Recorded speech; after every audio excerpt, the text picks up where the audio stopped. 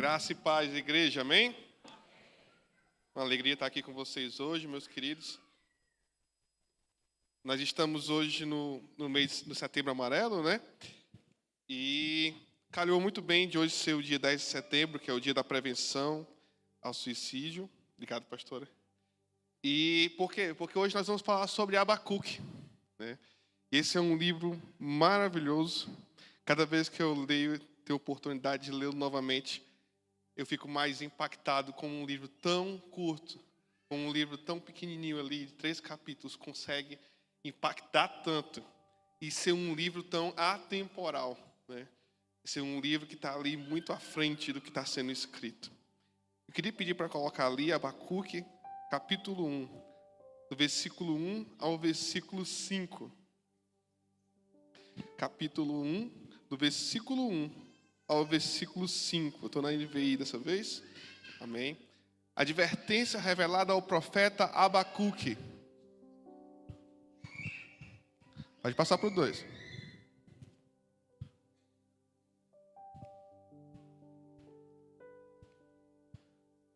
Até quando, Senhor, clamarei por socorro sem que tu ouças?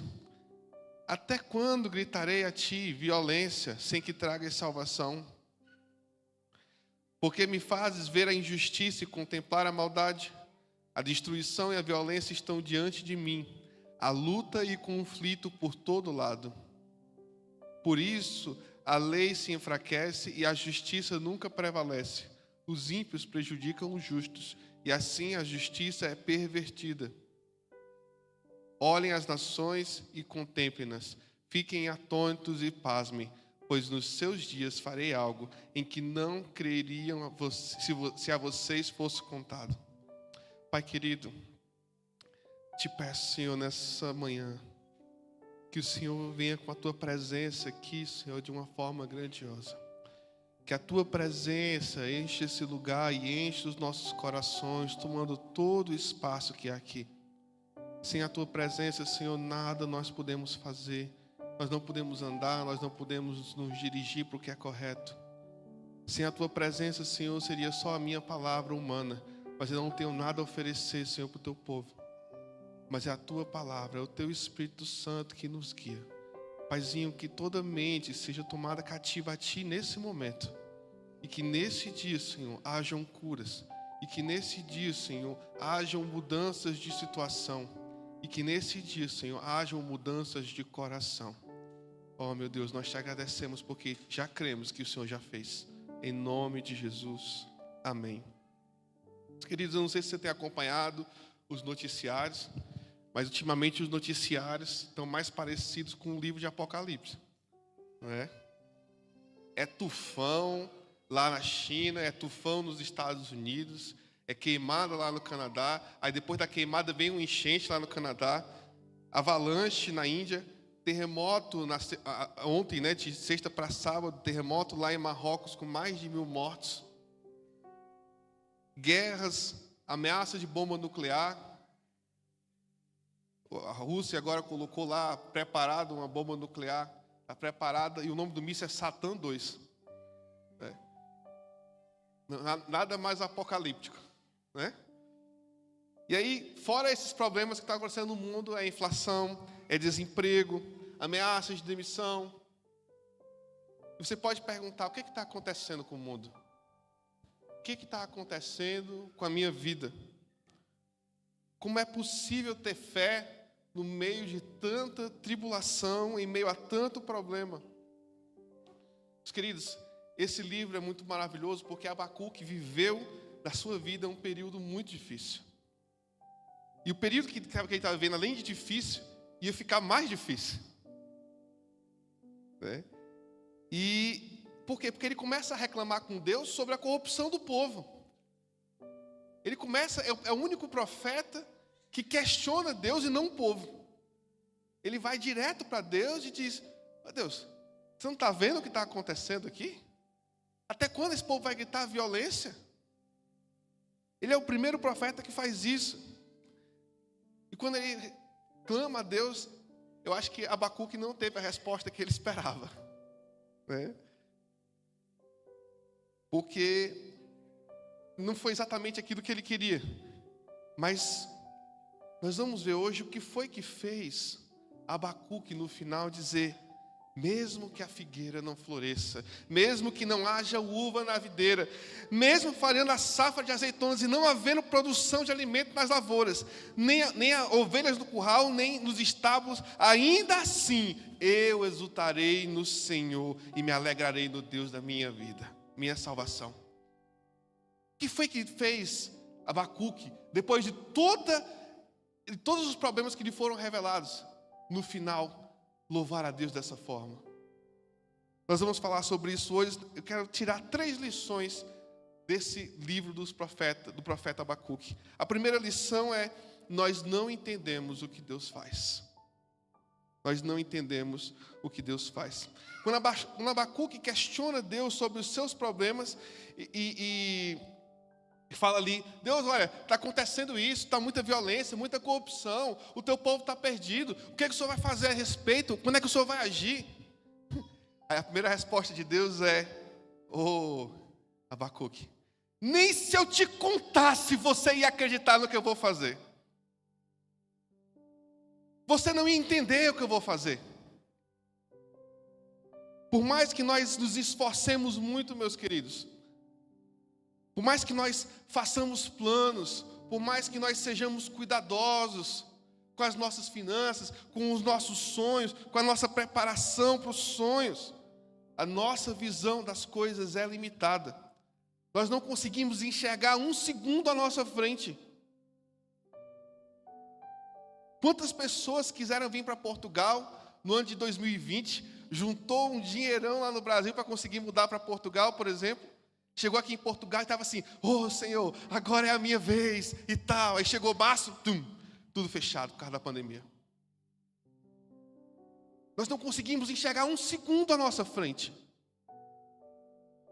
Nós não entendemos, muitas vezes, um plano de Deus porque nós não estamos vendo o plano maior. Deus tem um plano completo. E nós temos muitas vezes que passar por situações que vão nos moldar, que vão forjar o nosso caráter, que vão trabalhar em nós coisas que precisam ser trabalhadas. Você tem que entender, meu irmão, porque muita gente para e pensa, quando vê esses problemas, vê essas coisas, muita gente pensa que Deus desistiu. Deus não desistiu, Deus não abdicou do trono, Ele continua no trono, Ele é o Senhor dos senhores e Ele é o Rei dos reis. Ele não abandonou, está tudo debaixo da mão poderosa, do controle de Deus. Deus não é pego desprevenido, Ele não é pego de surpresa. Todas as situações que estão acontecendo no mundo e na tua vida nesse momento, Ele já sabia. Ele não está fora do trono. O trono é dele. Você pode estar enfrentando coisas na sua vida, na sua vida pessoal, que você não consegue nem sequer vislumbrar, ter um relance da utilidade daquilo na sua vida. Hoje, mas você vai descobrir lá na frente que tem sim. Tudo que acontece na nossa vida, meus irmãos, por mais que tenha sido causado, às vezes pela nossa irresponsabilidade, às vezes foi causado até pelo nosso pecado, Deus usa todas as coisas em nosso favor, mesmo as circunstâncias adversas. Ele usa para nos moldar. Como está lá em Romanos 8, e no versículo 28, que ele fala: sabemos que todas as coisas cooperam para o bem daqueles que amam a Deus, daqueles que são chamados segundo o seu propósito. A outra versão mais completa que fala que todas as coisas cooperam juntamente para o bem daqueles que amam a Deus. Você pode estar vendo alguma coisa hoje que você diz: isso aqui não coopera em nada na minha vida, pastor. Isso aqui está sendo um atraso na minha vida. Calma, que tem mais. Tem mais de Deus para você. Não acabou aí. A sua história não acabou aí. Deus está no controle, meus irmãos. E Ele está com você no seu sofrimento. Eu quero te dizer que você não está sozinho. O que você está passando, Deus está do seu lado. A Bíblia diz que Deus está perto daqueles que estão com o coração quebrantado. Deus está conosco. E Ele está dizendo, como disse para Abacuque, se eu dissesse para você o que eu vou fazer na sua vida, você nem vai acreditar. Você nem vai entender. Porque nossa visão é limitada. Então, antes de você começar a murmurar, antes de você começar a questionar tudo da sua vida, lembre, a minha visão é limitada. Deus tem um plano muito maior para fazer na minha vida. Há muito mais a ser feito. E o que eu estou passando hoje, como Paulo falou, essa leve e momentânea tribulação, nem se compara, nem há de se comparar à glória que há de vir sobre as nossas vidas. Eu não sei qual é a tribulação que você está passando, mas Paulo, quando escreveu isso, meus irmãos, Paulo passou por muito mais tribulação do que eu. Eu não sei do que você, mas do que eu sei que ele passou. Então a primeira lição que você tem que entender, meu querido, é: nós não entendemos tudo o que Deus está fazendo, porque a nossa visão é limitada. E nem sempre Deus vai revelar tudo que Ele está fazendo. Às vezes Ele vai revelando, a maioria das vezes Ele vai revelando por parte. É uma revelação progressiva. Segundo ponto, meus irmãos, que eu queria falar com vocês hoje, está lá em Abacuque, capítulo 2, versículos de 2 a 5. Agora eu vou ler na Almeida Revista Atualizada. Abacuque, capítulo 2, versículos de 2 a 5. Diz assim: o Senhor me respondeu e disse: escreve a visão, grava-a sobre tábuas, para que possa ler até quem passa correndo. Porque a visão ainda está para cumprir-se no tempo determinado, mas se apressa para o fim, e não há de tardar. E não há de tardar. Espera, porque certamente virá, não tardará. Versículo 4. Eis o soberbo, sua alma não é reta nele, mas o justo viverá pela fé. Versículo 5. Assim como o vinho é enganoso, tampouco permanece o arrogante, cuja gananciosa boca se escancara como o sepulcro e é como a morte, que não se farta. Ele ajunta para si todas as nações e congrega todos os povos. Meu querido, repita comigo: o justo viverá pela fé. Foi daqui que Paulo citou o versículo que ele fala lá em Romanos. O que Deus responde para Abacuque, meus irmãos, no capítulo anterior, é o seguinte: Abacuque reclamou de tudo que estava acontecendo, e Deus disse: olha, você nem imagina o que eu vou fazer para a nação. Se eu contasse, você nem ia acreditar. Eu vou pegar os babilônicos, aqueles mesmos que estão lá, destruindo tudo, e vou atiçar eles contra vocês. E imagina a cabeça de Abacuque: Senhor, eu estou pedindo a salvação, né? Eu estou pedindo mais problema. O que é isso? E Abacuque vai e fala de novo com Deus, replica com Deus, dizendo: Senhor, como assim? O Senhor vai usar uma nação que não tem nada de aprovável contra nós? Mas deixa eu te dizer, Deus responde aqui a segunda queixa de Abacuque. E o fato de Deus usar a Babilônia não significa que Ele aprove tudo que a Babilônia faz. E a resposta de Deus para Abacuque é: a Babilônia também vai pagar pelos seus erros. A Babilônia também vai sofrer o juízo. A Babilônia vai ter o tempo dela. A questão, meus irmãos, que Deus fala aqui, é que o justo tem que viver pela fé. E quantas vezes, meu querido, você colocou sua fé naquilo que não era Deus? Aqueles homens colocaram sua fé no dinheiro, colocaram sua fé no poder bélico que eles tinham. Estou falando dos babilônicos. Eles colocaram sua fé no poder bélico que eles tinham, no poder militar. E Deus chama Abacuque para viver pela fé. Por que Deus fala isso? Porque Deus disse: olha, você vai viver pela fé. O que Deus está dizendo é para Abacuque: eu não vou mudar a tua situação, Abacuque. Vai acontecer o que eu disse. Eu não vou mudar. Mas você tem que viver pela fé. Porque eu vou destruir os babilônicos. E mais do que isso, quando eu destruir os babilônicos, eu vou salvar Israel. Porque há de vir aquele que vem e salvará todos.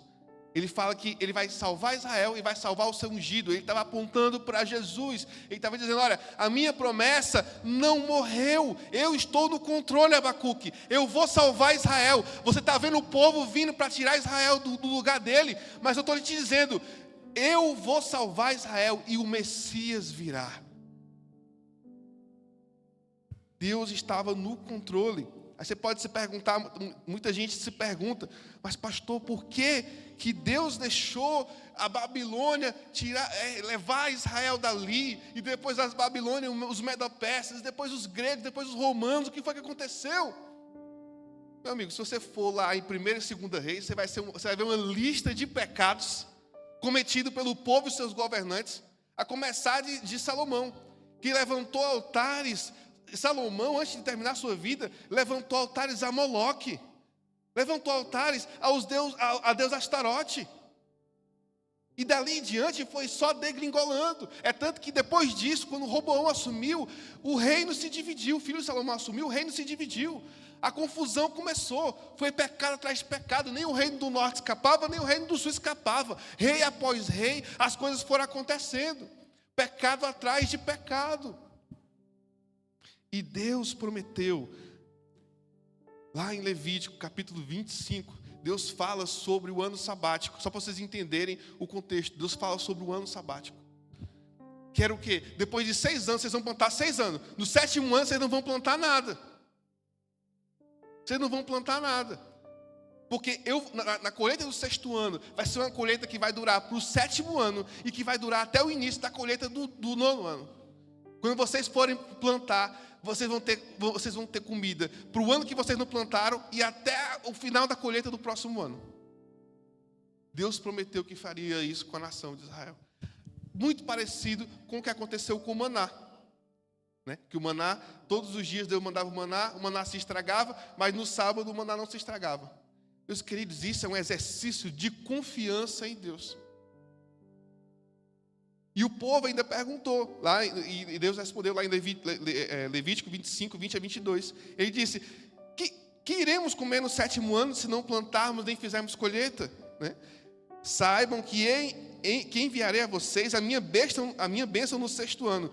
E a terra produzirá o suficiente para 3 anos. Quando vocês estiverem plantado no 8º ano, ainda comerão a colheita do anterior, e dela continuarão a comer até a colheita do 9º ano. Só que Deus também dá um aviso sobre o descumprimento dessa promessa, que está lá em Levítico 26, 33 e 35. Ele fala, espalharei vocês entre as nações e empunharei a espada contra vocês. Sua terra ficará desolada, as suas cidades em ruínas. Então a terra desfrutará dos seus anos sabáticos, enquanto estiver desolada e enquanto vocês estiverem na terra dos seus inimigos. E a terra descansará e desfrutará os seus sábados. Enquanto estiver desolada, a terra terá o descanso sabático que não teve enquanto vocês habitavam. Deus está dizendo, olha, o tempo que vocês ficarem sem deixar a terra descansar, eu vou tirar vocês daqui. Foi por isso que a nação de Israel passou 70 anos exilada. A terra vai descansar cada aninho que ela não descansou. Em obediência. E isso está lá em 2 Crônicas também, no capítulo 36, versículo 21. Que ele fala, a terra desfrutou dos seus descansos sabáticos. Descansou durante todo o tempo de sua desolação. Até que os 70 anos se completaram em cumprimento da sua palavra anunciada por Jeremias. Meu querido, Deus cumpriu o que Ele falou. Sabe o que eu estou querendo resumindo aqui para você?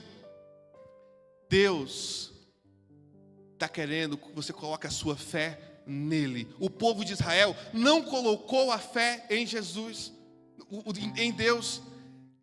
A colheita veio e o povo de Israel plantou.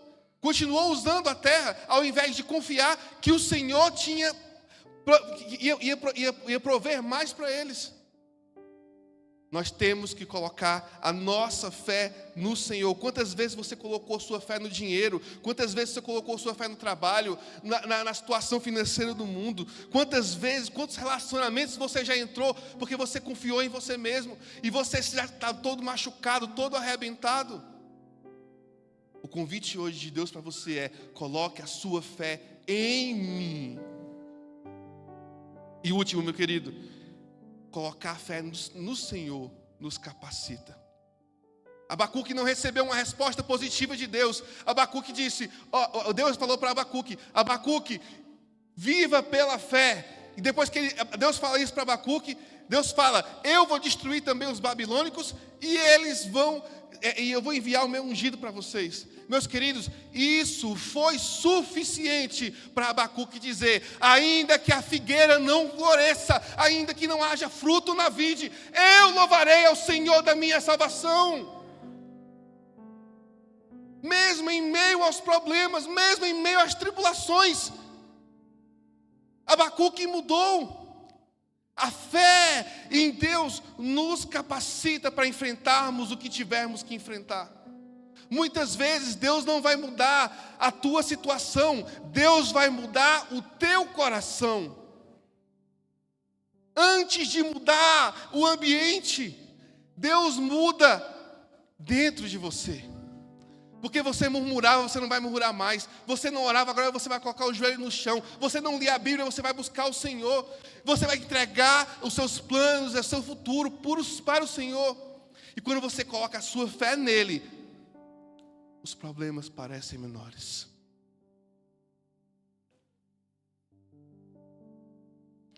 Nós temos, e a fé, meus irmãos, a premissa básica da fé é não ver, é não ter certeza. Essa é a premissa básica da fé. Se você está dizendo assim: eu creio que o pastor Fred consegue falar, sabe o que isso significa? Que você não tem fé, porque você está me vendo falando. Agora, quando você olha lá em João 20, 29, Jesus disse para Tomé: porque você viu, você creu? Benditos são aqueles que não viram, mas creram.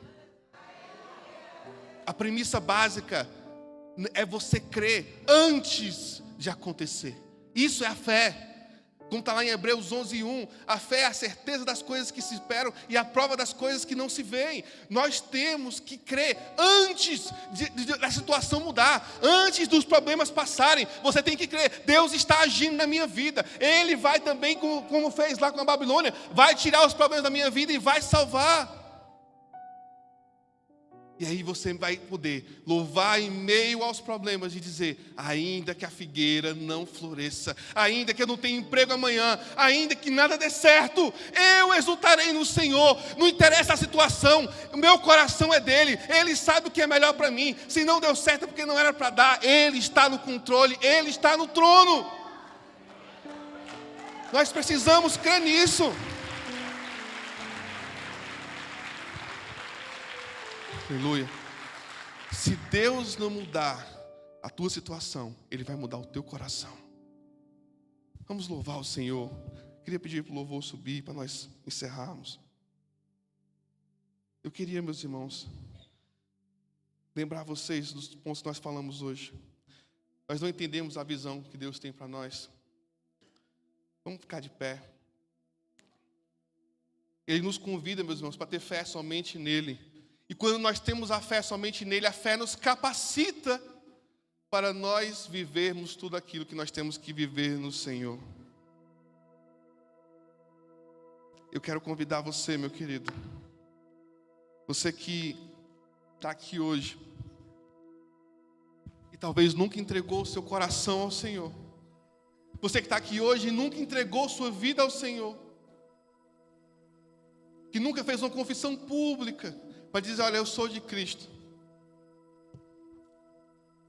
Eu convido você a fazer como Abacuque fez e colocar a sua fé no Senhor.